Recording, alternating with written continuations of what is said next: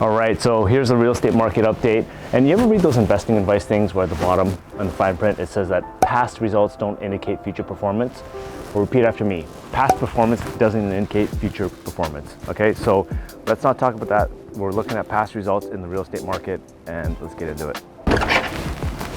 And the reason why that's important is because for annualized gains year over year, from February to February, we're up by 27.8% in average price growth in the entire real estate board for all housing types.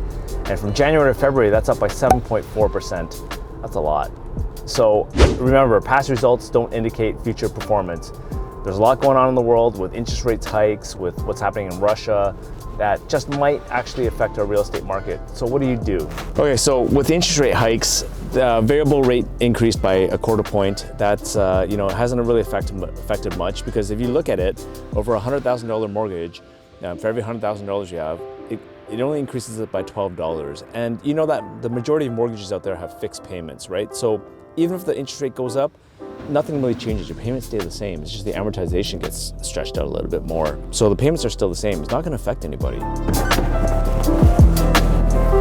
And because inflation is running super hot right now, it's at what, 5%, 7%, depending on what month it is. It's kind of going through the roof right now. So they have to raise interest rates. They can't not raise interest rates. And that's what's going to happen, right? They got to cool it a little bit. But then there's the threat of Russia. Terrible things are happening in Ukraine. God bless those people out there. Yeah, so there's a threat of rising inflation from oil prices and just chaos in the world. But all I know is that if you invest in the long term, you can't go wrong. Because look, at the end of the day, inflation, it's just a measure of what housing prices are. I mean, there's a couple other things, obviously, the commodities and all that kind of stuff, but the large majority is housing. So if that's the part of inflation that is, making up inflation, then why don't you go invest in it, right? Because at the end of the day, inflation's not going away. If the government's going to be targeting 2% inflation because they have to, there's a lot of reasons why they got to have inflation, because we're in such huge debt and the debt payments need to be repaid back with future dollars that are worth less because it just keeps, they keep printing money. So yeah, inflation's here to stay. It's not going away. It's part of GDP. It's part of what the government mandates are. The Bank of Canada has a target of 2% inflation, which we all know it's running hotter than that.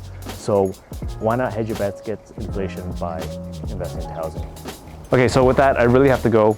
I just want to give a quick update with what's happening in the real estate market. And if you have any questions, as always, give me a call. Add it up.